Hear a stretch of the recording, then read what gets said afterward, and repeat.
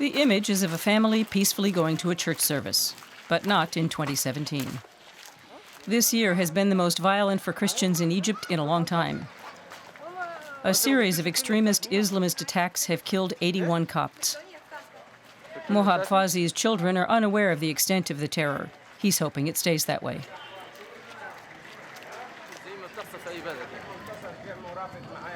The danger is ever present. Soldiers and police guard the gates of large churches and monasteries, like this one in Suhag in southern Egypt.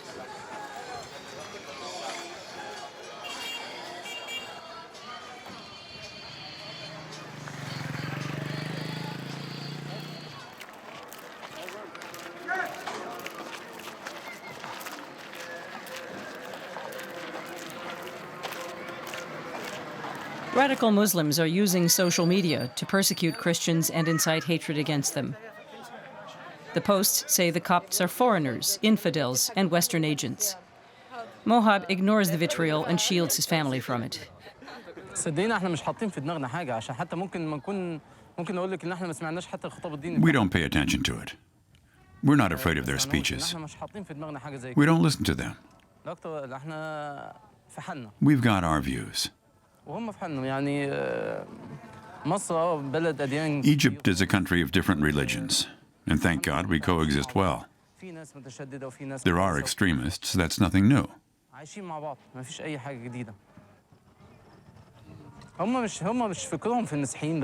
Their hate speech isn't just aimed at Christians. They just want to exercise control, that's all. So they don't only have the Christians in their sights. Radicals have been increasingly hostile toward Christians since the wave of Islamization began in the 1980s. For more than 3 decades, Islamists have been hounding Christians by denying them their rights to equality or even to exist.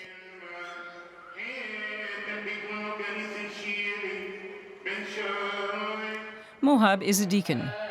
The rituals of the Coptic Church are ancient. They date back to the time before Islam. But some Islamists ignore the history of these people. They claim, for example, that the French and British colonial powers imposed Christianity on the Arab world in the 19th and 20th centuries in order to oppress Muslims. That's downright wrong. The fact is that the Copts were there already.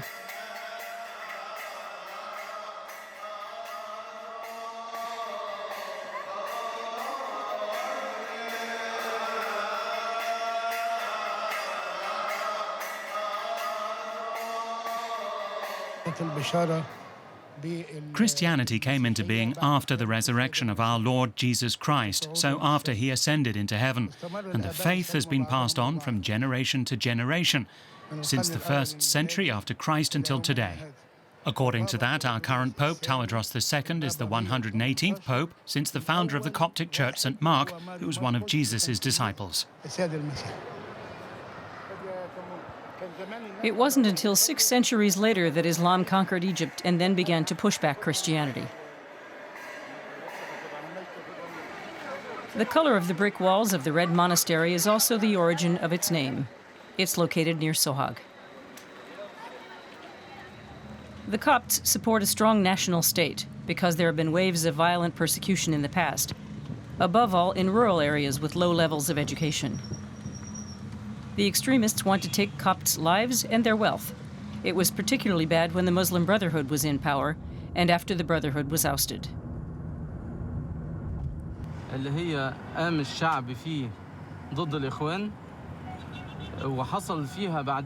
the people rose up against the Muslim Brotherhood, they burned more than 67 churches. Many robberies took place at that time, and they were widespread. These people wanted to create major chaos in the country. They wanted complete confusion. That's why they were stealing too. They stole tractors and motorbikes, but things like sugar, oil, wood, and other things too. We had wood stolen as well. There were many extremists back then at the time of the Muslim Brotherhood. After President Morsi's ouster, we got our rights back. The army intervened and secured the streets.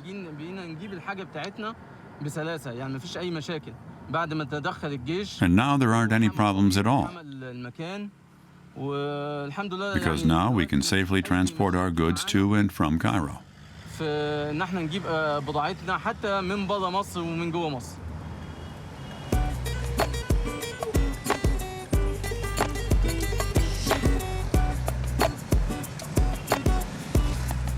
Around 200,000 people live in Suhag. Compared to Cairo, the Nile and the environment here are relatively clean and intact.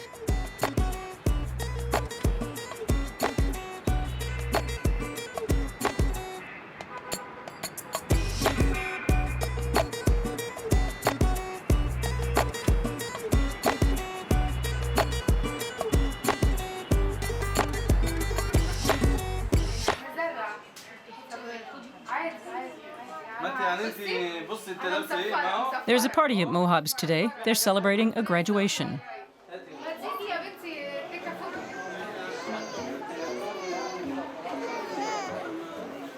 Mohab's niece, Sylvia, has finished school with top marks. She got almost perfect grades.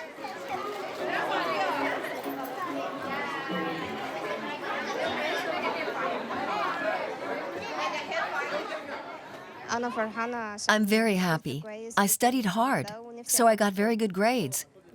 I want to become a doctor. Now everyone can celebrate with me because they also suffered through the hard work with me.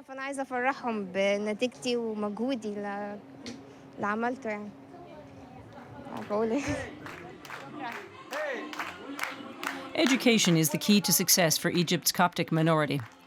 Copts have better than average educations, they're successful professionally, and therefore earn incomes that are above average. That triggers envy and ill will.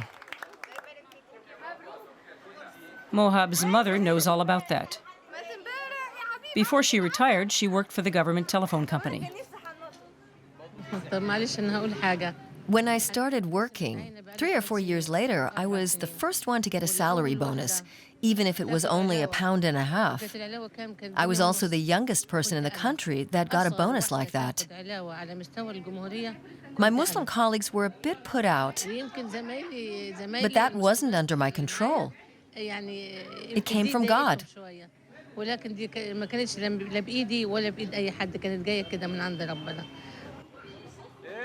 Being better and trying harder are typical reflexive ways minorities cope with discrimination.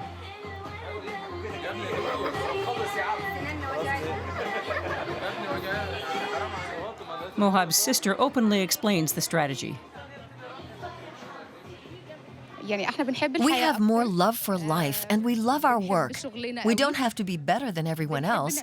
We simply accept we have to do whatever it takes. This is a private function. That's why only Christians are here. There are hardly any interfaith families. Copts may marry only Eastern Orthodox Christians. But that doesn't mean that the Copts don't have any Muslim friends.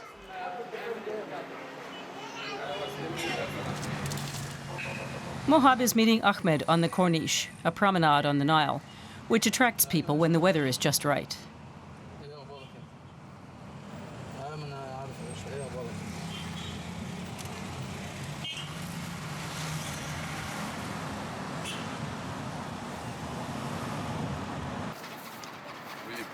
Mohab's friend Ahmed is a Muslim. Ahmed sees the Copts as part of Egyptian culture and part of the country.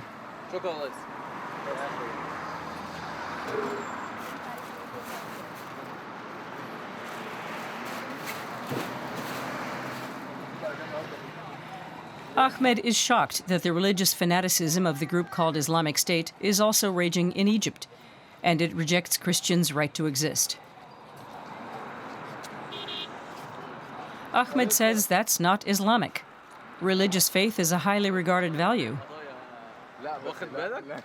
That's why he respects the beliefs of his Christian friend Mohab.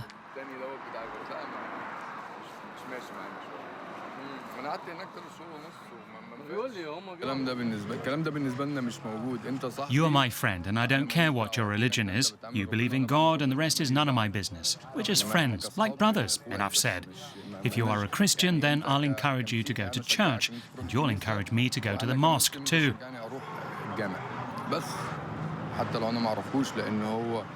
If Christians are being harmed here, and if something happens to them elsewhere, they still have their friends and neighbors. I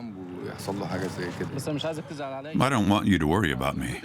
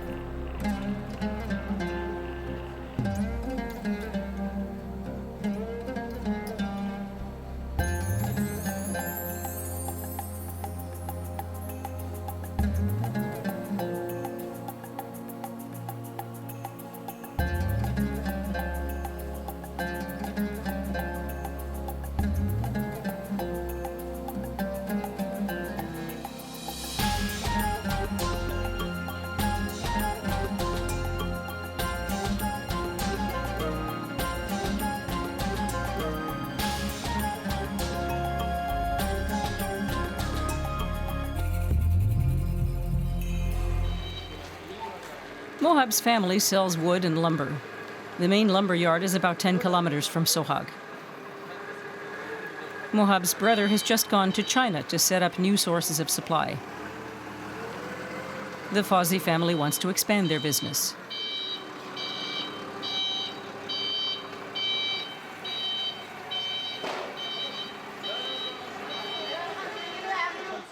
In Suhag and in Cairo and Alexandria as well, the family sells wood at small subsidiary shops. Business is good. Egypt's economy grew by 4.3% last year, and Mohab's wood trade grew with it. He might even employ some new workers soon. All that matters to him is that the workers are qualified. Of course we have Muslim employees too. One of them has been working for us for 25 years, another for 15, and there's another one who's been with us for more than 5 years. It's a mix of Christians and Muslims that have been working together for many years. Mohab's family also supplies the Red Monastery with wood.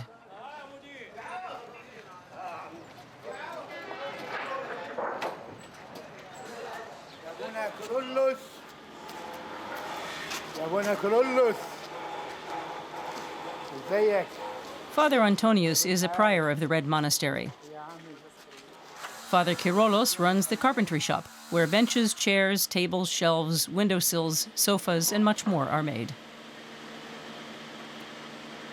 The monastery has a well-established commercial business.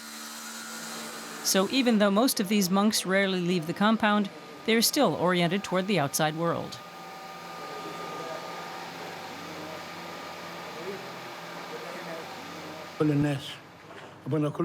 Customers come from all over the area to Father Kyrolos. From Asyut, for example. Many local people come to buy a whole bedroom set or furniture for the bride, right? Our customers are engineers and the government too. They buy from us. And sure, we sell furniture for wedding dowries as well, and to Muslims and Christians alike.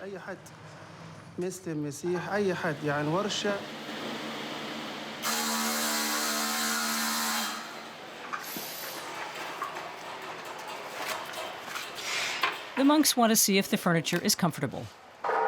The upholsterer is a Muslim. Even a Christian institution like the Red Monastery sees to it that it employs Muslims. Any minority demanding acceptance should not practice discrimination themselves.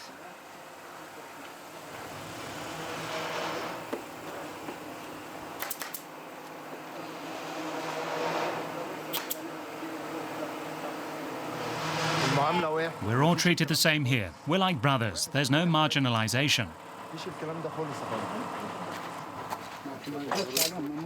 Although it seems to contradict their withdrawn and traditional lifestyle, the monks at the Red Monastery are in step with the times. They're even raising ostriches, which is a bit of a new trend in Egypt. Ostrich meat is in demand here because it's low in cholesterol.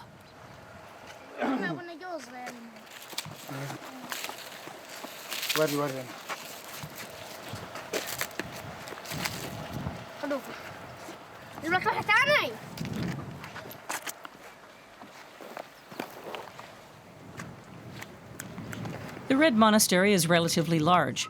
It's a mid-sized business with olive groves, vegetable gardens, livestock, and a joinery.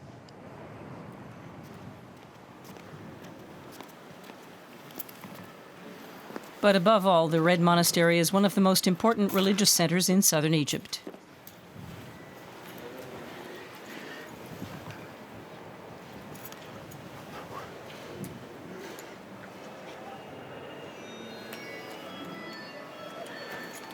Behind this door is a genuine treasure. It's the part of a church that dates back to the 6th century and one of the oldest remnants of Coptic culture. It's also a masterwork of Byzantine architecture.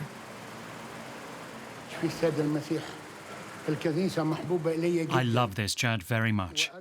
I can celebrate the most wonderful masses in this church. Always when I look up to the icons, I'm really in awe. For example, what I really like is the image of the Messiah. He's raised his arms to grant blessings. I like the picture of the gazelles too. They're longing for water, and it reminds me of longing for God.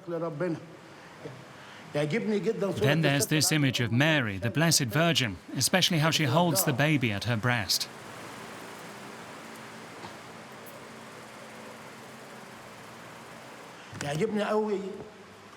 Another one I like is this icon of the Holy Trinity. The Trinity is in the name of the Father, the Son, and the Holy Spirit. But ultimately, there's only one God. We believe in only one God. God is one. And finally, I like John the Baptist. He's shown with wings. It would be nice if people had wings too.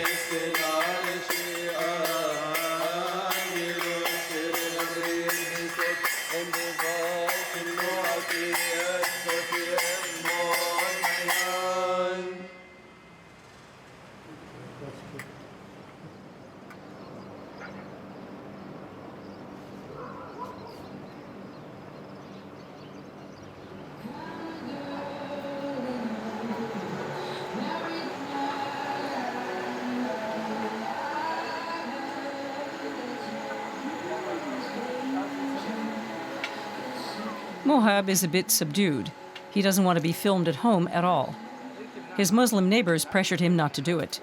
They say they're afraid that as a Christian, he'll present a negative picture of Egypt on German television. He didn't do that, quite the opposite. That's why he brought his family album to the cafe. He wants to show us that he and his family are doing very well in Egypt.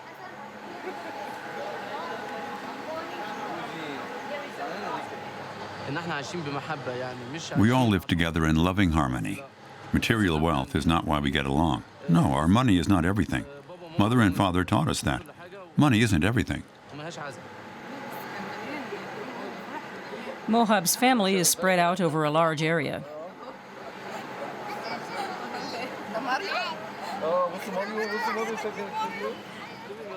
Mario, Mohab's wife's younger brother, lives 500 kilometers to the north in Cairo. He's studying art at the university here. He was here when an Islamist terrorist attacked the center of the Coptic Church, the seat of its papacy. Mario can see through the radicals' strategy. Like so many others, regardless of their age, he's not falling into their trap.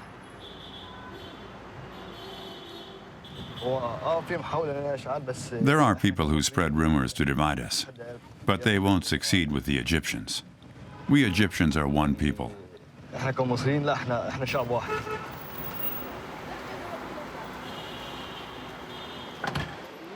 We are one people is a leading tenet of the Coptic Orthodox Church. But not only the Copts adhere to that, most Muslim Egyptians believe the same thing. That's why they view the attack in December 2016, which was apparently aimed at the Coptic Pope, as an act of terror against all Egyptians.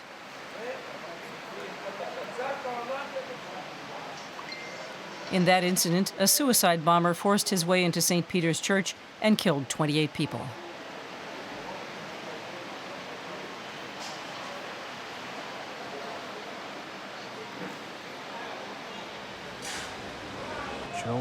They're horrible pictures. It really upset me.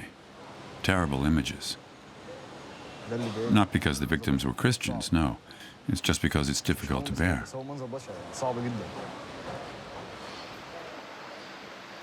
The bomb had been coated with small bits of metal.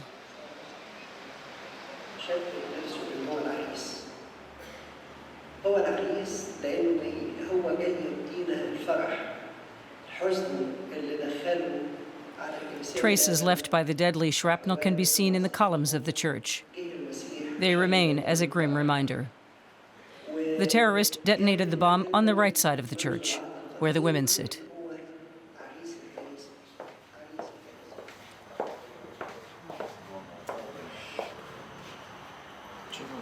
Nahla lost both her daughters in the attack. Friends and family now visit the childless couple regularly to celebrate friendship and the good times they had with their daughters. The living room resembles a memorial shrine more than a place to sit and chat.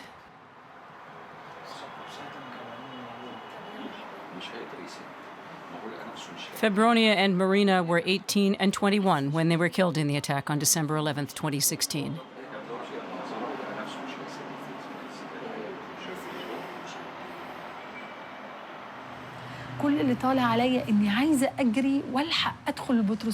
I wanted to get there as fast as I could to see the girls, if they were still alive. I went into St. Peter's Church. It was a terrible sight. The whole church was full of rubble. All the pews were smashed. There was blood everywhere, everywhere, as if I were in a butcher's yard. Parts of bodies everywhere. I couldn't find them. They told me to go to the hospital. So I went to look for my daughters at Dar al-Shifa Hospital, and I couldn't find them. I was about to give up hope of ever finding them. Had they been torn to pieces? Was that why I couldn't find them? Finally, someone told me to go to this room. There were refrigerators. I had never seen anything like it. With drawers. I told a man to open the bottom one. So he did. He uncovered her face. It was her, little Febronia. Then I said, open the upper drawer. So he did. And I found her older sister. Then I fainted.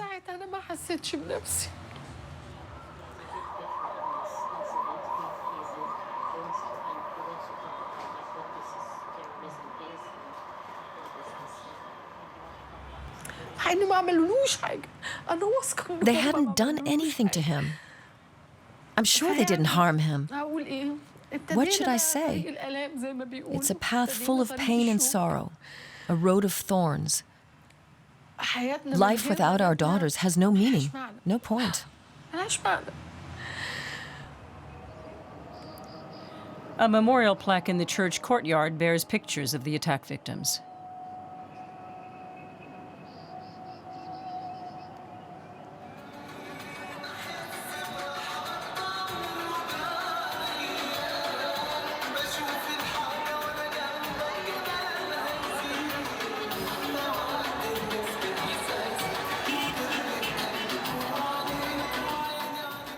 Back in Suhag, Mohab's got something to celebrate. His Muslim friend Mahmoud is getting married. Christians are, of course, invited to attend, just as they are to many other Muslim weddings in Egypt.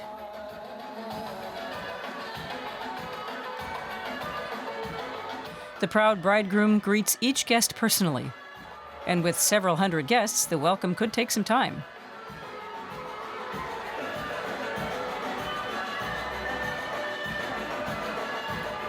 A few particularly close friends are invited to join him for a snapshot.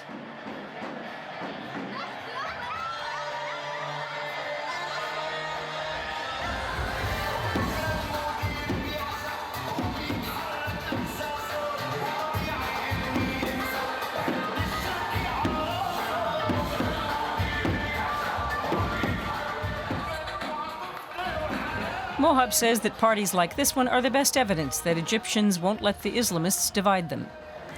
And they haven't stripped the country of its lust for life either. The joy in partying, dancing, and laughing are typically Egyptian. Something else the self-proclaimed guardians of virtue abhor.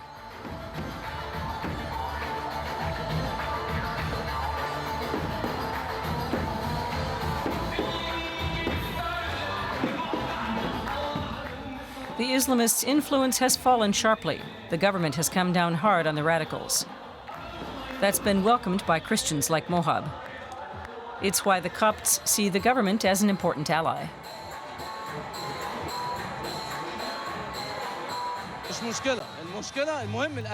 First and foremost, security is what is important to Egypt. Security is the most important thing. Thank God we're safe again since the army and police have taken control. God has protected the country from the unrest after the revolution.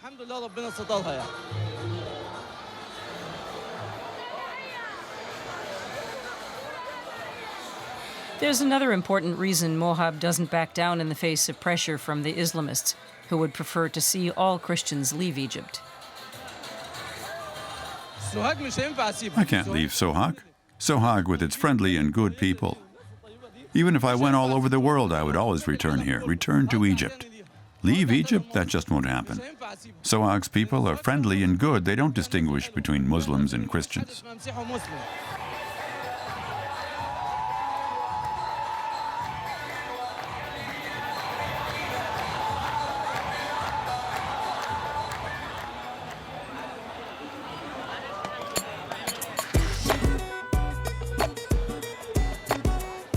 Unlike in Iraq or Syria, the great majority of people in the country on the Nile refuse to allow themselves to be split along religious lines.